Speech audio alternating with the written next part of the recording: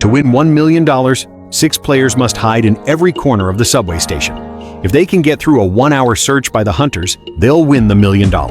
Player 1, Emma, noticed that the subway station was flooded with water everywhere, so she chose the sewer as her hiding spot. She'd pre-made an iron basin that could fill with water automatically, sized to fit the sewer entrance. Once she hid inside, from the outside it looked just like a sewage-filled sewer drain, completely natural, and almost no one would suspect someone could be hiding there. Player 2, Sophia, took advantage of the rule that players couldn't hide beyond the police tape.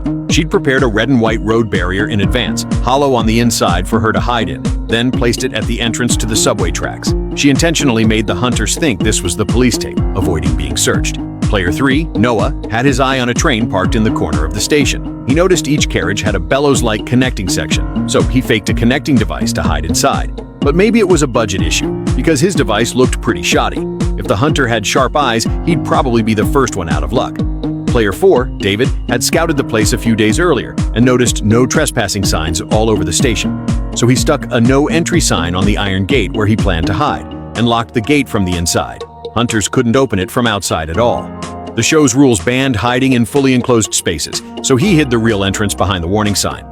Plus, the subway was still running normally during the game. Hunters would worry about safety, and he was sure they'd just leave once they saw the gate wouldn't open.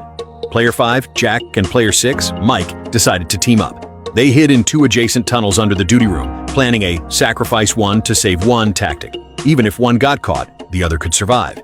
Jack hid in a narrow ventilation duct, and to make it look untouched, he set up lots of cobwebs at the entrance to fool the hunters. Mike hid in the next tunnel over, and to guarantee victory, he'd been schmoozing the station staff for days and even asked 2 of them to cover for them. Talk about double insurance.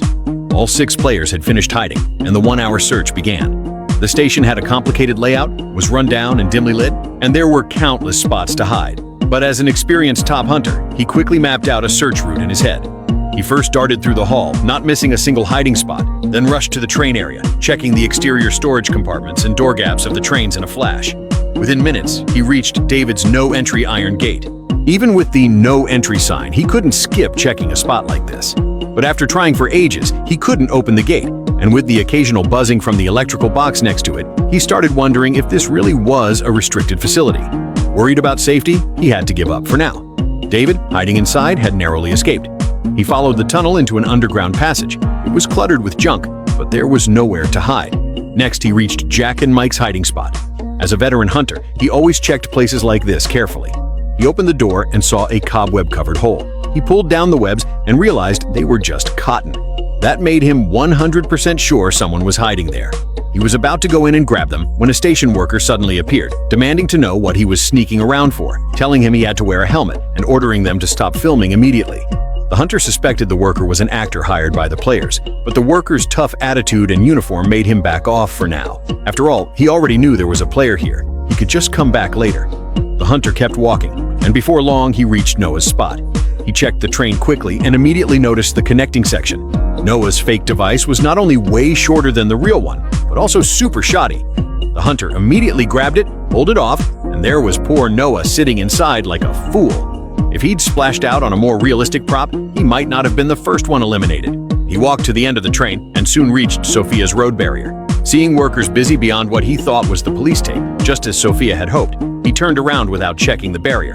Sophia grinned triumphantly, but her smile didn't last long. On his way back, the hunter saw a manhole cover. He lifted it, and a stench hit him. But to stop any sneaky players from taking risky spots, he didn't hesitate to climb down. It was a muddy, smelly drain with rusty pipes on both sides, nowhere to hide at all. He walked through the sewer for a few minutes, climbed out of a pipe at the end, and unexpectedly ended up back at Sophia's spot, where he spotted her trapped clothing. He couldn't help laughing at the dramatic twist. Это же ненормально.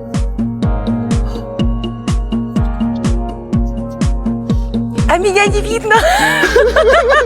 After eliminating Sophia, half the time was up. The hunter started focusing on spots he'd missed, not even skipping a single manhole cover. Passing David's gate again, he noticed the warning sign this time. Pressing it, he felt it was hollow. He took the sign down, and sure enough, there was David hiding inside. The hunter kept searching, and as he walked past the tracks, he passed right by Emma, hiding at the sewer drain. With no new clues, he decided to eliminate the player in the underground passage first. He soon got back there, and this time, no workers showed up. He climbed into the hole without hesitation. Sure enough, he found Jack huddled in the corner minutes later. But things weren't over yet. Just as the hunter climbed out of the hole, another dramatic moment happened. Так, ну что? Стоп! Ты зачем пальцами лезешь туда? Ты дурак! Какой ты дурак?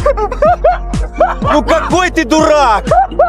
The sacrifice one to save one tactic had turned into buy one, get one free. The hunter laughed until his cheeks hurt. Along with Sophia earlier, he'd scored 2 unexpected eliminations that day. Only 7 minutes left now. The hunter made a final push, checking every inch of the station carefully, but still couldn't find Emma. After all, no normal person would think someone could hide in a sewage-filled sewer. The time ran out, and he still hadn't found her, so he had to call the game over. Юля! Такий от момент. Время вышло! Ура! Ты где? Я где-то тут! He lifted the manhole cover and finally saw Emma below. Even though he'd lost the game, he was impressed. She'd spent a whole hour in that stinky sewer as a woman. Congratulations to Emma for taking home the $1 million prize.